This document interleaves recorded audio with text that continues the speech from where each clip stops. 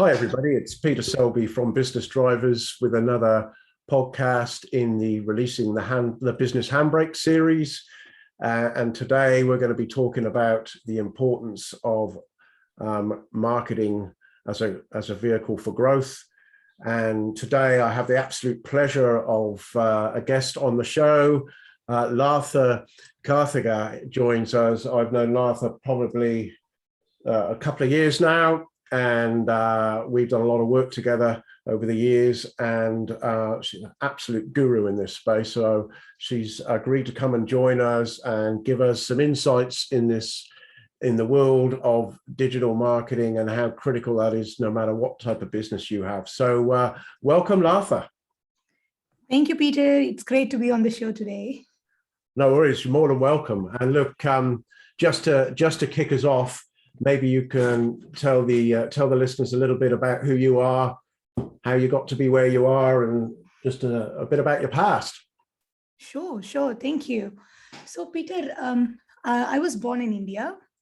So I finished my bachelor degree and master degree back in India. And then I moved to New Zealand in 2013 to complete my PhD. Wow. So when I finished my PhD in software engineering in 2017 at the University of Auckland. Geez, that's a complex topic. What made you move to New Zealand from India? I was thinking of two options. One is Switzerland and New Zealand. And I applied for a degree in mathematics in Switzerland and degree in software engineering in New Zealand. But I really liked New Zealand much more than Switzerland. So I chose to be coming into New Zealand. Great choice. Fantastic place. Yeah, no, absolutely. Yeah, beautiful place here. So tell me, a PhD in software engineering, that sounds pretty complicated to me. How on earth do you do something original enough in the software space to get a doctorate behind you? That must have been amazing. Yeah, it was so much fun. Actually, I was working on visualization of household energy consumption. But the PhD was mostly deeply on visualization. How can we visualize big data, big information? So Wow. it was really cool. And even if you see the link between my PhD and my current business, it's all about algorithms. Being a software engineer, I understood algorithms. In that way, I can understand the algorithms behind the social media platforms and exactly why digital marketing is something that I love doing right now. And that came from the fact, did that passion come out of doing that PhD, or was that passion already there, do you think? Actually, if you think about my business, the entrepreneurship dream, it goes back to when I was 15 years old, Peter. Right. Yes. Tell us about that. So when I was 15, there was a neighbor who was teaching how to make soft toys, teddy bears, monkey soft toys. So I really loved it. So I started learning making those soft toys. It's getting all the raw materials and sewing it all by yourself. It takes somewhere between 3 to 4 days to make one full teddy bear. I love teddy bear. There were so many other things I learned, but teddy bear is something I love doing. So I started making small, medium, and big teddy bears. Then I realized I was telling someone in the medical space, and they were saying, oh, I want to give it to one of my clients. Then I said, okay, it costs, at that time, I didn't know how much it all cost. So in Indian rupees, I was selling it for 250 rupees, the small one for 250 and the medium one for 500 rupees, the big one for 1,000. So in today's, probably in New Zealand dollars, it's 5, 10, and 20. Right. So that was a few years back. So, US. Okay. Interesting. Yeah. Okay. So then that's where it started. Then I realized, oh, it's taking so much of my time. Am I getting enough paid back? So I just hold on for a while. Most of the times I keep thinking about ideas about what can I do. But my mom and dad always said it's important for you to complete your degree. So I went ahead, but always in anything I do, things keep popping up, something creative. The second thing what I did was when I finished my bachelor's degree, that was the exact time when we had recession in 2008. Right. So I was being offered a job in a software engineering company, but what happened was I was not called for because of the recession. So what I went ahead and did was I created a plan to offer a campus interview training. So in India, it's very, very popular to hire IT professionals for big companies like Infosys, CTS, TCS. So I was offering a program to the college students about how they can get placed in those companies. I made my own framework and I started teaching them for 1 whole year before I started studying my master's degree. So it was always there in my mind about entrepreneurship. So when I moved to New Zealand, again, it was always there. Even when I was doing my PhD, I was thinking, oh, I should start doing something. After coming to New Zealand, the first business idea I started doing was writing CVs for students, resumes for students. Oh, yeah. So I used to charge them $40. Again, I didn't realize the importance of adding profit, realize the importance of my time. I never understood anything, especially after coming to a new country, right? Sure. So I slowly realized its importance. Then I realized, okay, it's not the right time to be in that market. We have to think about something that's much beyond. So the second idea after coming to New Zealand was starting a project management training company. Because when I was doing PhD, I was also doing some research work about agile software development. Oh, yeah. So I was so interested and I started a small venture around that. Then I realized I lacked experience, and it was something that's beyond what I was thinking. So see, it was the time I was thinking, okay, I have to do, because I have to live this life for the whole life, right? Because this is exactly what I wanted to do. So I was thinking of something that I'm more passionate about. So that's when I came up with this idea, and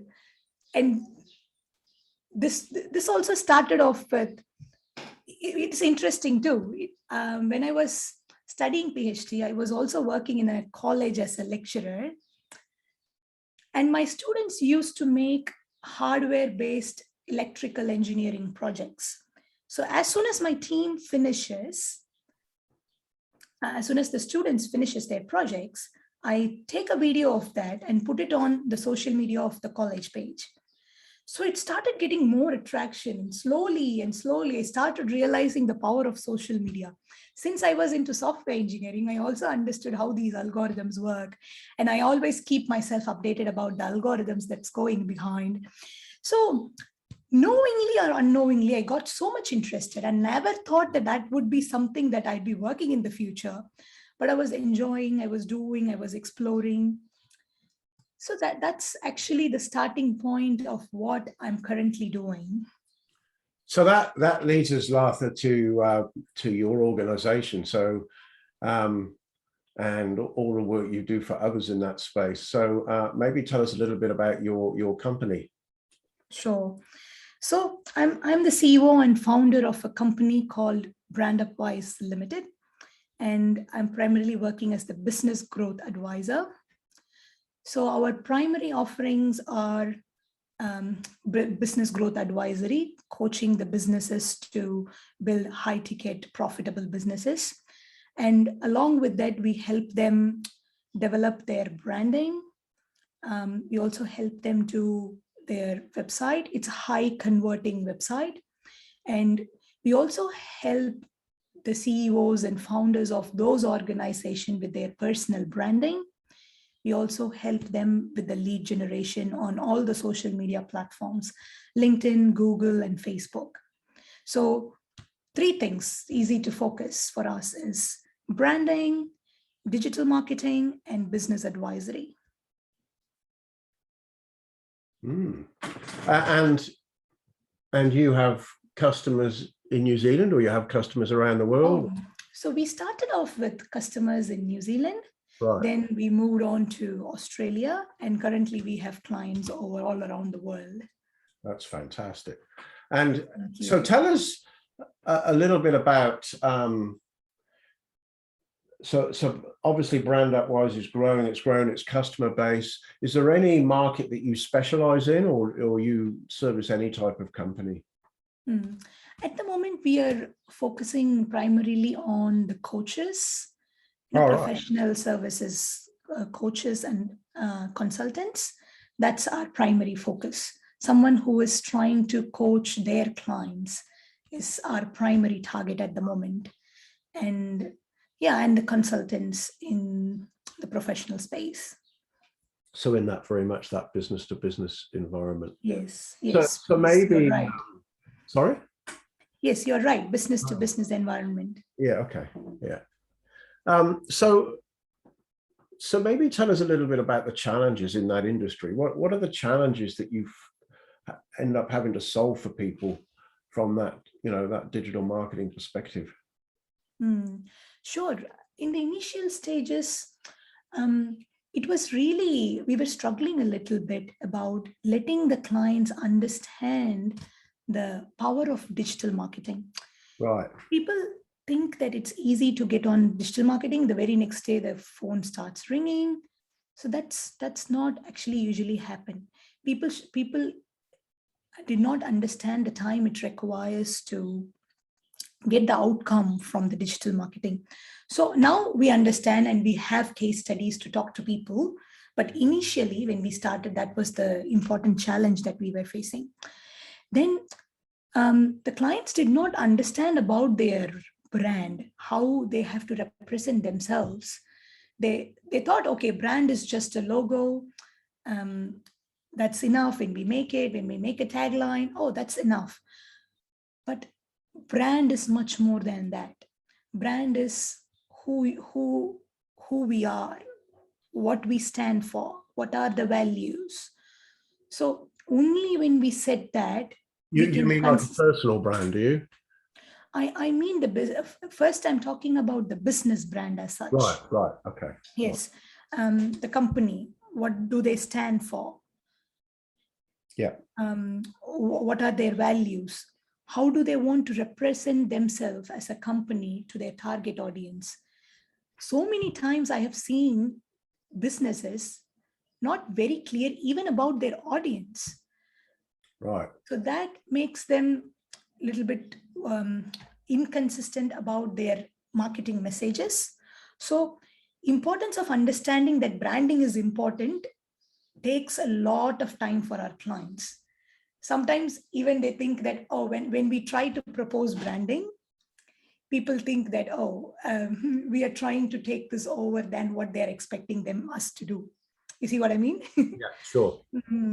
So that's one thing. And then also, see, before lead generation, people come to us for lead generation. So before even doing the lead generation, the presence, their online presence should be strong.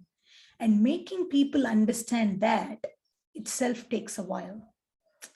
So the biggest challenge is the online presence of the company should be strong. Is that what you're saying? Yes, online presence of the company. It may be on a good website, a good branded website, which communicates all the values of the company. It can be their social media presence. It can be just a post or a video. So even the presence on Google, all those are important before even going ahead and start doing the lead generation. The reason is, even if you go ahead and do the lead generation, for example, putting up some ads, putting up some ads on digital platform and also all the normal platforms, what happens is people when they see the ads, they'll still go ahead and check whether you have a website, whether you have a social media platform. Sure. Right. So unless you have a good online presence for your company's brand, it's not, your lead generation is not likely to work. And also especially because our niche is into the coaching and the consulting businesses, the personal brand of the CEO or founder of the company